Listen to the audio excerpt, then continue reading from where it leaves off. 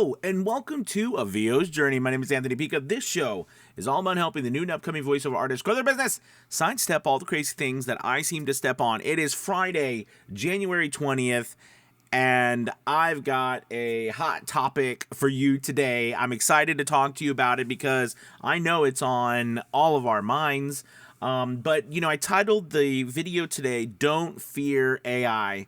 And I want to really dive into it with you today and talk about it. Everything, I keep really up to date about it and everything that's going on. And I know there's a lot of questions and a lot of worry out there. And I want to talk about at least my opinion and my feelings about it. And, what we as voice actors can do moving forward. Yeah, that's that's one of my dogs.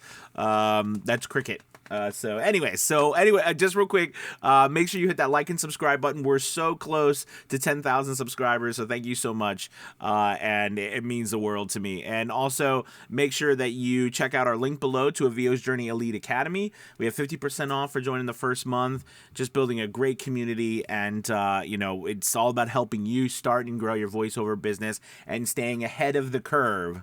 All right, ahead of AI and these things like this is what we're doing at the Academy too. So, all right, so let's dive into this. Don't fear AI. So, look, I had another article, it just seems like every single day, another article drops about how good AI is. AI is coming, more and more and more. I just saw an article today that, and I don't know how long they've been thinking about it, but that Microsoft was looking at purchasing, or they're in talks about purchasing Blizzard. Okay, entertainment, so Activision Blizzard Entertainment, for billions and billions of dollars, which would be insane, just because Microsoft had purchased Blizzard. That's just probably that'd be the largest. I think it was like 16. I can't remember how much money it was for, but it was billions, and it'd be the largest gaming company purchase and shift in history. So, it's a big deal. And the whole article's premise was, AI voice plays a role, can play a role, especially with the new cloning software that they do, where they can clone your voice in 3 seconds and, use it to show emotion with like a tech company out of, I think it was out of Japan or something like that. So anyways, and I think it's Valley, something like that. There's a bunch of different companies going on and a bunch of information, and then they had some samples on there, some voice stuff, and it's not bad. It's not bad. It's pretty good. It's pretty good without context. All right. So anyways, I want to talk about why I'm saying don't fear AI, especially as voice actors, and what we can do to solidify our place to make sure that, we are still going to maintain a viable business and voiceover moving forward. So look, first off, I think in any progress-driven, moment in history like we are right now, you have some people who are maybe more willing to try to figure out how to embrace things and move forward, and some people who are very frustrated with it, and I think you can be both. And I think this time is no different than others. I think so many of us are frustrated with us, and it's hard to my dog, that's the real thing. My dog, where is she? She's over there. Can you see her? She's sorry. Anyway, see, she's like enough of that AI, play with me. Anyways, so where was I?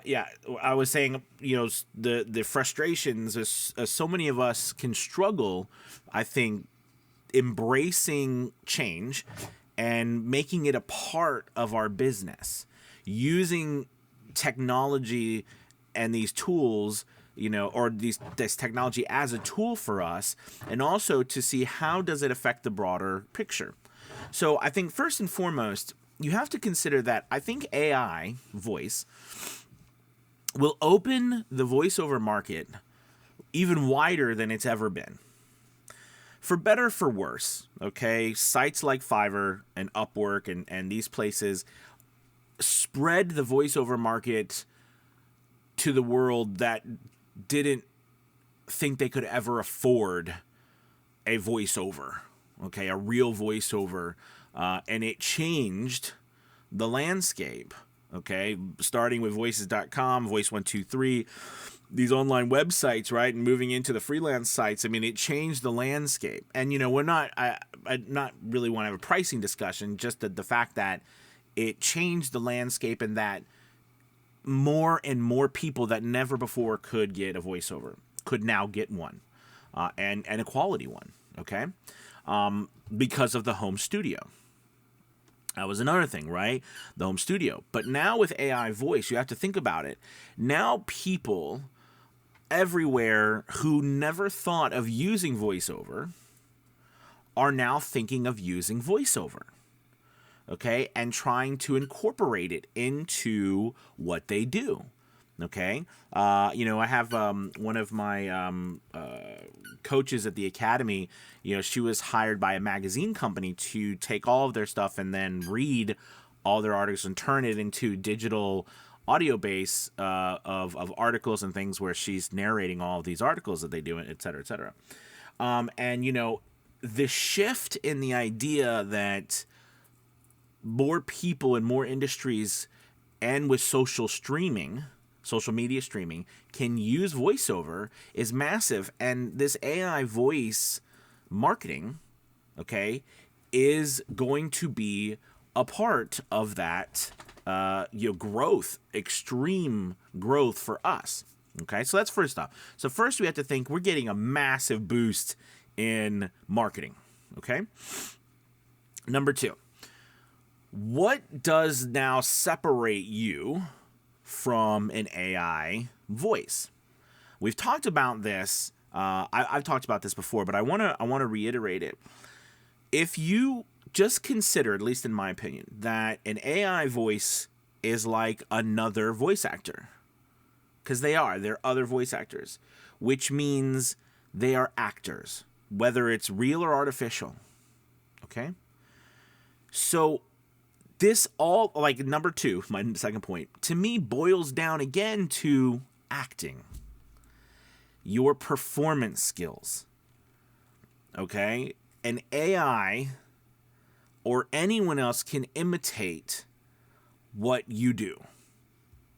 But remember, it's what you do, meaning you have to do it first.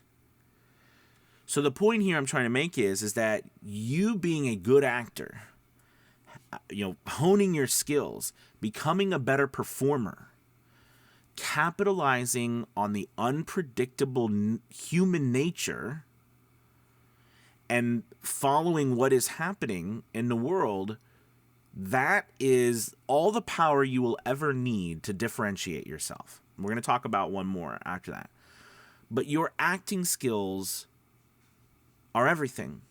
Now, I want you to think of AI also in some senses as like if the world got access to a whole, quadruple the amount of voice actors. However, it is still a business. So part 3 to this is you have got to be better at business than these AI businesses, because they are businesses. I want you to, if we can get past the fact that it's here, because it's here and it's getting really good. All right, it is. To the point where they're other voice actors. I now look at AI voice as other voice actors. Right now, currently, the distribution of high quality AI voice is not there. Okay, and I can guarantee you, places like Microsoft or whoever, when they start utilizing and buying up these companies, what do you think they're going to give it away for free? You think they're gonna let people use it or not charge people? No, of course not. It is a business. This is all about business, and it's about making money. All right, and whatever makes money, they're and makes them more money, they're going to do. However, it can't be at the expense of them losing money because of the popularity of something as well. The point I'm trying to get to is that it is a business. We are in business. I do think it's getting harder for voice actors or freelancers in general, and forget voice actors because, if you're a writer, it's another thing, right? But it's getting harder as a freelancer not to build a business and still be successful. Now you're going to have many years of success on freelance websites and other places like that, just doing what you're doing now. There's no doubt in my mind about that. However, to grow your business and really compete head to head with AI voice in these companies, it's competing with businesses. What again differentiates you from these businesses? And don't think cost is exactly what's going to do it, because these places are going to charge. It's not like they're just going to give their AI voiceovers away. They're going to charge, and it's going to be a hefty price if you want good ones. And there's going and the difference and the culture and everything. I mean, you have to consider that our performance abilities and our ability to be unpredictable, I mean, that is what separates us for all time. Sorry, my dog, she's really wanting to play. Okay, I'm working. Anyways, that was number 3. Being better in business. How do you do that? Well, that moves me to 4-4, which is you've got to begin to brand yourself. Okay? You've got to begin to brand yourself, meaning that you have got to be more than just a name on a website. You've got to begin to build a business and a brand around that. Who are you? See your face. It was interesting. There was I can't remember, this was last year. And if you guys remember, I think it was there was that big thing about some video game characters, Mario Brothers, right? And how Mario Brothers decided to go with Chris, or the movie company that made Mario Brothers decided to go with Chris Pratt, not the original guy who did Mario Brothers, right? And there's a big discussion about this and big frustration in the community, especially because we're fans of the guy who'd been doing the voiceover for Mario Brothers forever. But the question is, why did they go with Chris Pratt and not the guy who did Mario Brothers? Now, again, I'm not arguing about what was right or wrong here. What I'm saying to you is that unfortunately, the guy who did Mario Brothers, all right, and this could be my own ignorance, because probably I am, but outside of the circles that knew that gentleman, who else knew that person? What, worldwide, I mean, socially wide, worldwide, commercially, who knew of that man who did that?